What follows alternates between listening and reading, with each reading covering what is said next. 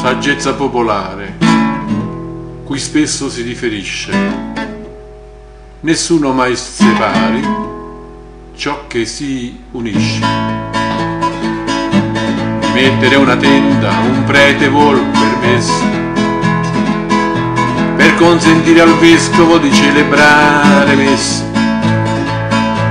Il vescovo promette con molta convinzione che parlerà col Papa per una petizione, e intanto che decidono parte la processione di camion dell'esercito per far la recinzione.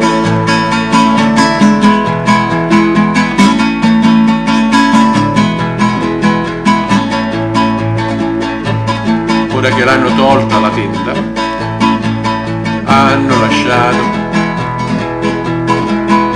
dei fiori molto seccati e vasi plastificati, a fianco una bandiera a un albero legata, a spento il rosso e il verde e il bianco che è restato, forse sta ancora scritto su una casa antica, per bianco e per te daremo pure la vita. E poi hanno preservato per darla un burlescone che non promette mari, che non promette monti, ma che ti dà maroni più fini e più rotondi, che puoi trovare solo nel supermercatore, che puoi trovare solo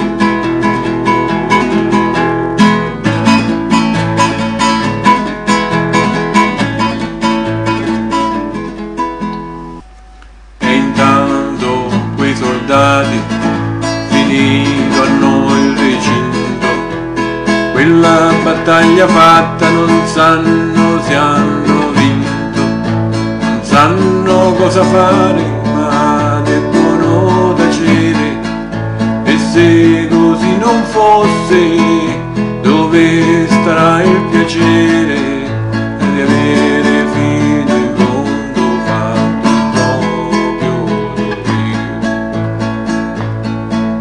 Che l'hanno persa e certo qualsiasi cosa accada,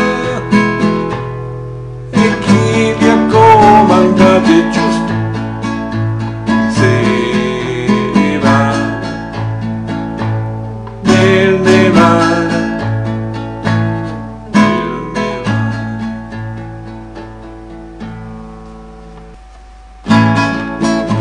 Crediamo che quei giovani costretti ad obbedire dovrebbero pensare di meglio poter fare, se non lo fanno adesso non lo faranno più, perché è troppo tardi o non saranno più.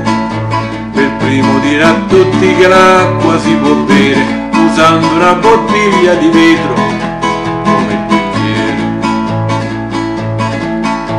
L'acqua che abbiamo in casa è più sicura e sana, certamente migliore di quella stipata in una membrana, che dopo l'uso e getta la trovi anche sui tetti, e tanta ce ne sta, già circa la metà della raccolta fatta.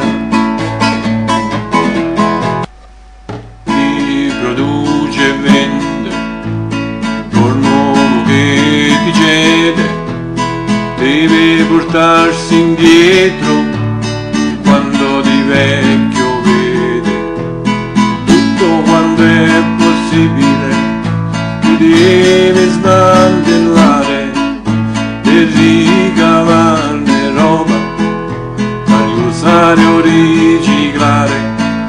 Del nuovo che produce deve privilegiare ciò che per sua natura si può riutilizzare.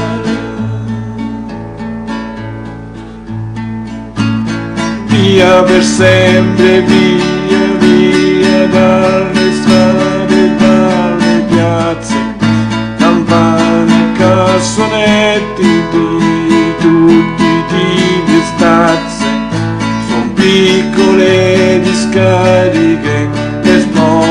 cielo aperto, dove raccolte tutto, incerto e non incerto, a casa e la raccolta è fatta porta a porta, non è la trasmissione, ma è la soluzione.